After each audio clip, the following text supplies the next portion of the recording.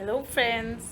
तो आज है हमारा 8वां नवरात्रा और कहा जाता है कि माँ दुर्गा की 8वीं शक्ति का नाम महागौरी है। तो इसीलिए हम अपने नवरात्रि के 8वें दिन महागौरी की पूजा और अर्चना करते हैं। नाम से जैसा आपको पता चलता है महागौरी, तो इनका पूर्णतः रूप रूप मीन्स उनका कलर बहुत ज़्यादा फेयर है और इनकी उपमा शंख, चंद्र और कंद के फूल से की गई है। अष्टवर्षा भवेद गौरी यानी इनकी आयु सिर्फ 8 साल की ही मानी गई है। इनके सभी आभूषण और वस्त्र मीन्स कपड़े सब सफ़ेद हैं, इसलिए उन्हें श्वेतांबर धरा भी कहा गया है।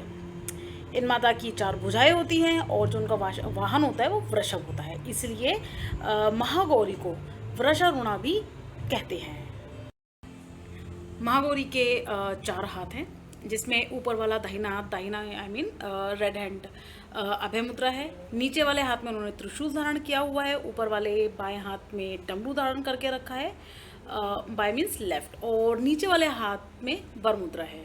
इनकी पूरी ही मुद्रा काफ़ी शांत है। तो ये तो मैंने बताया आपको महागौरी का रूप। आप जल्दी से शुरू करते हैं महागौरी की कथा।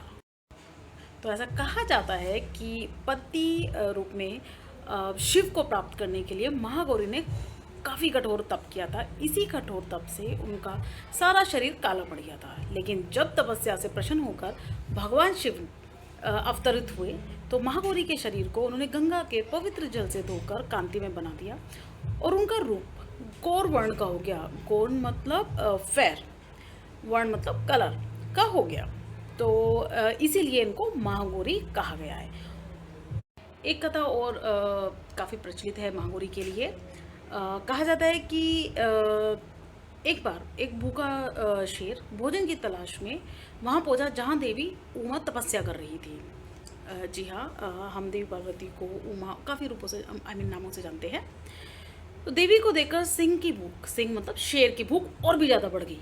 लेकिन उसे लगा कि ये देवी तो तपस्या कर रही है, तो सोचा कि अभी जब देवी तपस्या से उठ जाएंगी तब तक मैं उनका यही प्रतीक्षा करता हूँ।